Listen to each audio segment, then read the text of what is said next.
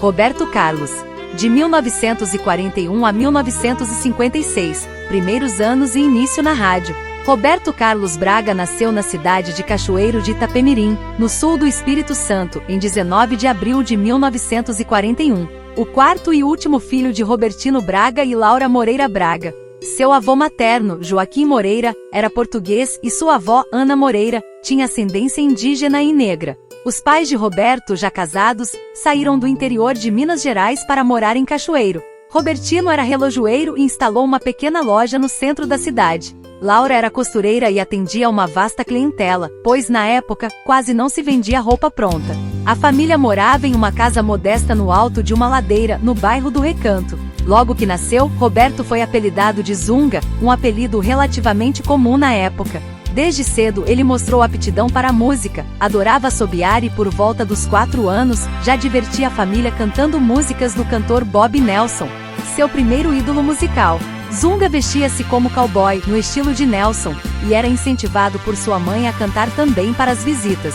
Laura aprendeu a tocar violão de forma básica na adolescência e repassou seu aprendizado para o filho, que buscou maior aprimoramento utilizando o tradicional método do violonista canhoto. Aqueles que o conheceram na infância e adolescência enfatizaram que o jovem Roberto era muito descontraído, sorridente e brincalhão. Tais características não foram abaladas pelo trágico evento que marcou sua vida. Em 29 de junho de 1947, durante a festa de São Pedro, padroeiro de Cachoeiro de Itapemirim, celebrava-se um feriado com desfiles, discursos e apresentações musicais que lotavam as ruas da cidade. Roberto estava acompanhado de sua amiga Fifinha, com quem foi assistir ao festejo durante a manhã, visando encontrar um bom ponto para enxergar o desfile de um grupo escolar.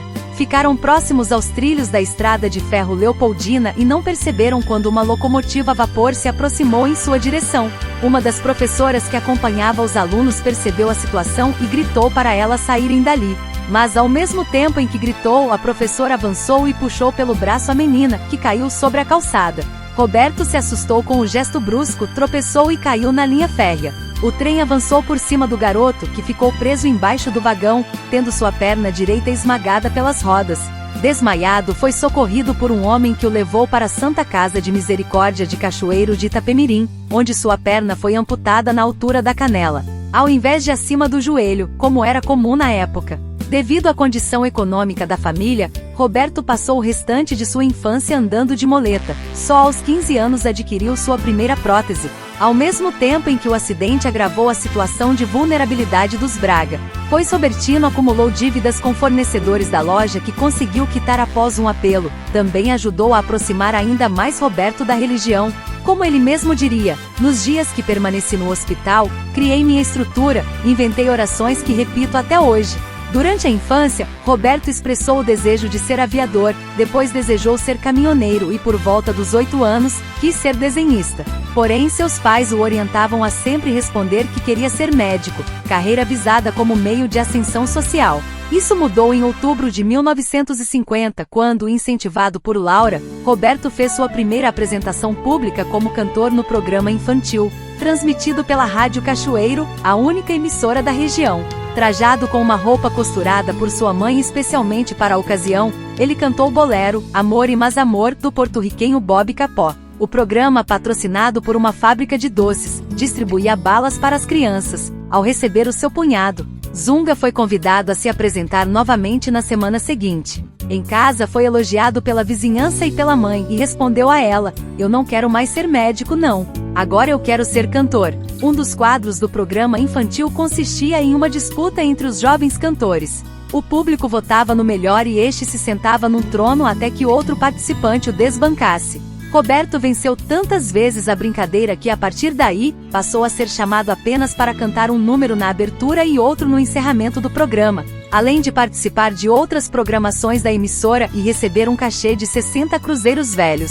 Diante disso, o próximo passo foi Roberto Carlos ganhar seu próprio programa na Rádio Cachoeiro. Em 1952, aos 11 anos de idade, ele estreou um programa semanal de 15 minutos, que começava pontualmente às 12h30, no qual interpretava tango, bolero e samba-canção.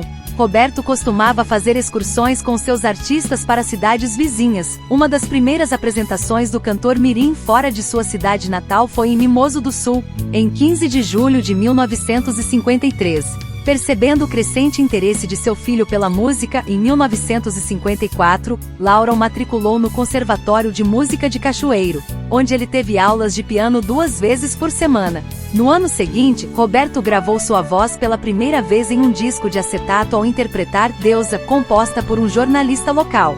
A gravação foi tocada algumas vezes em seu programa. Paralelamente ao rádio, Roberto e outros músicos da emissora se apresentavam rotineiramente na casa do estudante de Cachoeiro de Itapemirim. Em 12 de agosto de 1955, ele fez sua última aparição na rádio durante um evento beneficente. Havia algum tempo que ele viajava ao Rio de Janeiro e fazia pequenas participações nas rádios locais. No início de 1956, passou suas férias escolares na casa de uma tia em Niterói, aproveitando a situação para tentar ser escalado nas emissoras da cidade. Sabendo que os programas radiofônicos da então capital federal eram os que ditavam os sucessos no Brasil, Roberto Carlos comunicou aos pais seu desejo de continuar morando na cidade para tentar se fixar em alguma grande rádio do Rio. Continue aqui na Nakachove. Teremos muito mais histórias sobre o rei.